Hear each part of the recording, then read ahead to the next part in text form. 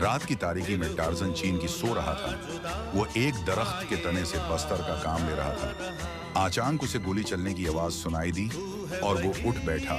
Torsion फौरन इस गोली का राज मालूम करने चल खड़ा हुआ और थोड़ी दूर जाकर उसने देखा कि एक शिकारी अपने साथियों पर बंदूक ताने खड़ा है। टार्जन दरख्त से छलांग लगाकर बंदूक लिए हुए शख्स पर झपट पड़ा और उसे दबोच लिया। बूढ़ा आदमी टार्जन की तरफ बढ़ा।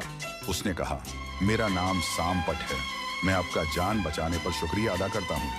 मैं और मेरी बेटी बेगी अपने बेटे को तलाश कर रहे हैं। ऐसा मालूम होता है उसने हमें जो नक्शा भेजा है वो जवाहरात के खजाने का पता बताता है।